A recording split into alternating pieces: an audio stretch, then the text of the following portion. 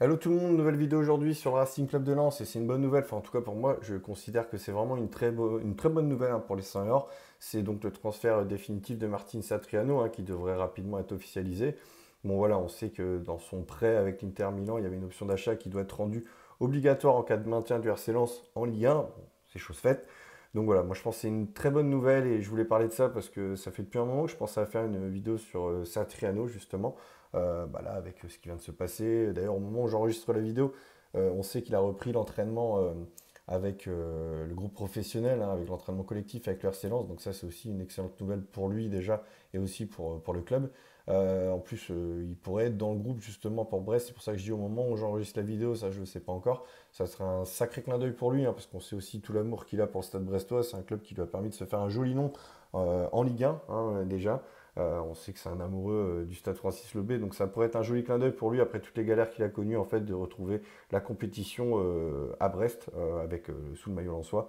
Comme j'ai dit, il y a plusieurs clubs qui avaient livré une grosse bataille pour le recruter l'été dernier, dont Lens bien évidemment qui a obtenu le dernier mot sur ce dossier et tant mieux. Il y avait aussi l'OM où Pablo Longoria en avait fait une priorité suite à la grosse blessure de Faris Moumbagna dès le début de saison. Donc finalement après ils avaient pris Neil Mopé après avoir pris bien évidemment Eli Wahi.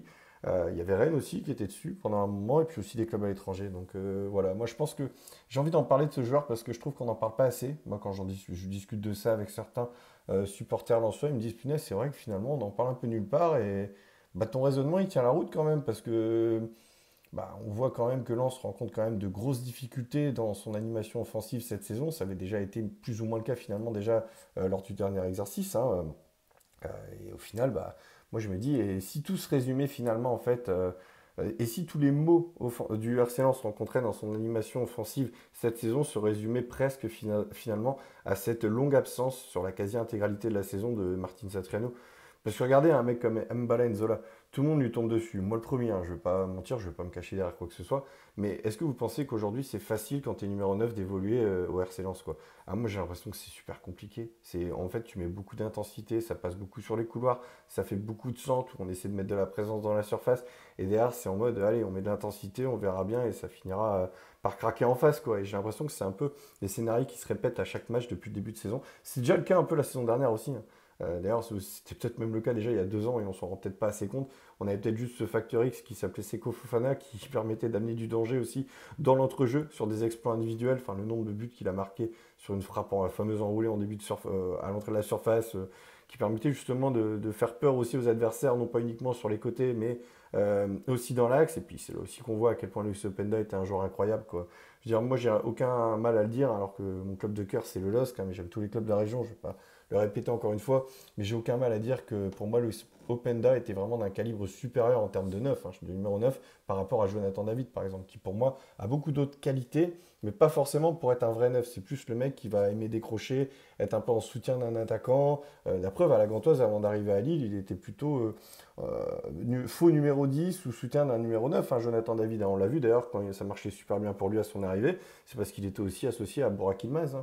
Donc là, être seul en pointe, c'est vrai que c'est pas facile pour lui. Et voilà, je vais revenir sur ça parce que je parle d'un mec qui aime bien justement être en soutien d'un attaquant, tourner autour. Ça, c'était clairement Martin Satriano.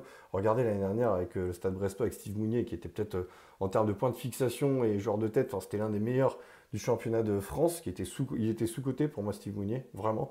Et regardez Satriano, lui, c'était le mec qui aimait bien tourner autour, qui sait marquer, faire marquer, qui a la grinta, qui est super intelligent dans son placement, vrai renard des surfaces. Et c'est clairement le joueur qui a manqué cette saison au RC Lens pour moi. Mais vraiment, regardez Mbala Nzola quand il était avec la Fiorentina l'année dernière, il était seul en pointe et il jouait avec des ailiers, notamment Jonathan Iconé qui jouait de temps en temps sur les droites par exemple. Mais les 2 saisons où il claque plus de 10 buts en Serie A à la Spezia Calcio, Mbala Nzola, il avait un mec autour de lui qui tournait autour de lui justement, un peu comme Satriano aurait pu le faire cette saison à Lens. Et cette année-là, enfin ces 2 saisons-là en Serie A, Mbala Nzola, il avait cartonné avec la Spezia Calcio. C'était plus de 10 buts par saison. Il y avait un mec, je ne sais plus comment il s'appelait, c'était Emmanuel Giassi, je crois. Un truc comme ça. Je me demande s'il n'était pas ghanéen. Pareil, quoi, un mec qui à la base était plus soutien d'un attaquant, voire même ailier dans un 4-3-3 et qui finalement s'est retrouvé à être associé à Mbala Nzola en pointe, mais en tournant autour, quoi, avec beaucoup de liberté. Et Nzola en point de fixation, même si on sait qu'il aimait bien aussi décrocher, mais bon, ça c'est d'autres choses. Mais voilà, on se rend compte que finalement, dans ce registre-là, Mbala Nzola, il était comme un poisson dans l'eau en Italie.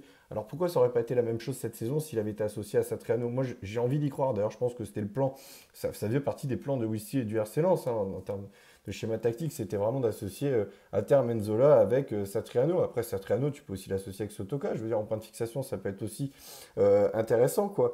Donc voilà, je pense sincèrement que cette absence de Satriano, pour moi, elle explique une grande partie des problèmes rencontrés par le RC Lens dans cette animation offensive. Je pense que le RC Lens avec Satriano cette saison, ça aurait été autre chose. J'en suis prêt, mais vraiment j'en suis sûr quoi. Après, si vous n'êtes pas d'accord avec moi, n'hésitez pas à me le dire en commentaire. Au contraire, si vous pensez la même chose que moi. Après, encore une fois, c'est facile de faire des raccourcis. Dire, ah ouais, avec des si, voilà, bon, il n'y a pas Satriano, ah, du coup on a du mal. Ouais, c'est vrai que c'est un peu facile, je l'accorde, enfin, je le conçois, mais quand même, quoi. Je veux dire, on voit que ce mec-là, clairement, il aurait pu apporter quelque chose de différent et c'est ce qui manque pour moi dans l'animation offensive du RC Lens cette saison. Vous pouvez même le mettre avec Koyalipou, par exemple. Dire Koyalipou, il vient d'arriver, il marque à son premier match et après, bah, on voit que c'est un peu plus compliqué pour lui, tout le monde lui tombe dessus, mais c'est pareil, quoi. Mettez un Satriano à côté de Koyalipou. Moi, je suis persuadé que ça aurait été quelque chose, c'est quelque chose qui peut être intéressant. D'ailleurs, bah, c'est quelque chose qui pourra arriver la saison prochaine.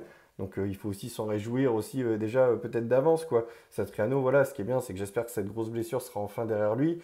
Si on peut le voir là d'ici la fin de saison en Ligue 1, eh ben, tant mieux, ce sera une bonne chose déjà surtout pour lui psychologiquement et puis après aussi pour le RC Lens. Mais après voilà, il aura encore les vacances pour se retaper, bien profiter et puis après repartir justement avec la soif de vaincre parce que quand tu es éloigné autant de temps des terrains de foot, t'as qu'une envie justement, c'est de revenir et de briller, de cartonner. Et je pense sincèrement que voilà, si voilà, on pourra avoir un grand Satriano sur la prépa estivale pour le prochain exercice, et puis pourquoi pas un grand Satriano la saison prochaine au RC Lens. Encore une fois, c'est beaucoup de si, je le sais, je l'accorde, je vous vois arriver dans les commentaires. Mais voilà, et en tout cas, n'hésitez pas à me le dire hein, si pour vous, finalement, cette longue absence de Martin Satriano hein, durant la quasi-intégralité de cette saison n'a pas finalement été bien plus préjudiciable que prévu du côté du RC Lens.